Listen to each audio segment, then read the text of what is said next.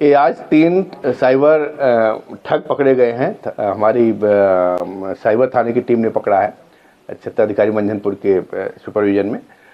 इनका जो काम करने का तरीका है, ये फर्जी पुलिस अधिकारी बनकर कॉल करते थे पीड़ित को, और पीड़ित को इस तरह से बात करते थे जैसे लगता था पीड़ित ये पुलिस अधिकारी है, वास्तविक पुलिस अधिकारी है, और उनसे अपना एक स्कैनर कोड डालता था और उसमें पैसा पेटीएम आदि के माध्यम से डलवा लेता था। इस तरह से एक ठगी थाना सैनी में हुई थी, जिसमें 50,000 रुपया इन्होंने ठग लिया था उस पीड़ित परिवार से।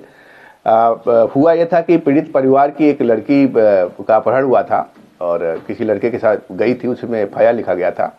लड़की तब तक नहीं मिली थी और इन्होंने उस एफआईआर को साइबर जो यूपी कॉप के जरिए से एफआईआर पूरा निकाला और उसमें फिर उस एड्रेस पे गए। एड्रेस से पूरी जानकारी करके फिर उनको ये बताया कि तुम्हारी लड़की की जानकारी हमें मिल गई है और हम लोग जल्दी उसको बरामद कर लेंगे। इस तरह से उनको भरोसे में लिया, फर्जी पुलिस अधिकारी बन के कॉल किया और उनसे 50,000 रुपये ठग लिए। उस पर एक अभियोग दर्ज किया गया था, जिसमें विवेचना के दौरान पता लगा कि इनके साथ साइबर फ्रॉड हुआ है। कोई पुलिस अधिकारी नहीं था, ये फर्जी कॉल थी और साइबर अपराधियों द्वारा क्राइम किया गया है।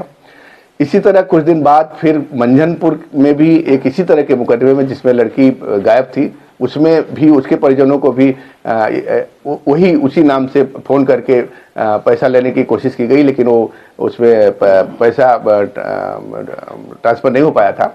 तो ये पूरा तीन मेंबर इस गैंग के पकड़े गए हैं। ये रहने वाले एमपी बॉर्डर और झांसी जनपद के हैं।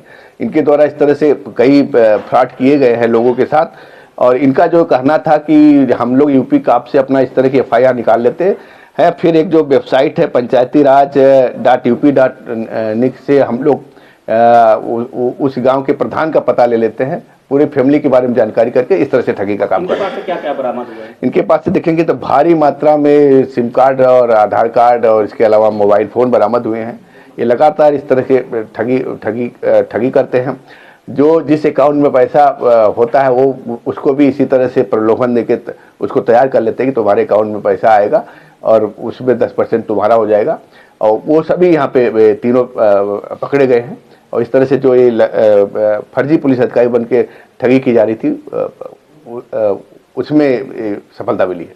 क्या कुछ पता चला कि सोच इनकी कैसे डेवलप हुई, कैसे ये सोचा कि ये काम करेंगे? इनका कहना है कि इस तरह से इनके और साथी भी वहाँ पे करते हैं और अपराध करते हैं। इनका ये भी है कि जो जिस गांव के रहने वाले हैं वो बहुत ही रिमोट का गांव है, वहाँ पे नेटवर्क वगैरह नहीं आता, इसके लिए वो पहाड़ पे जाते हैं।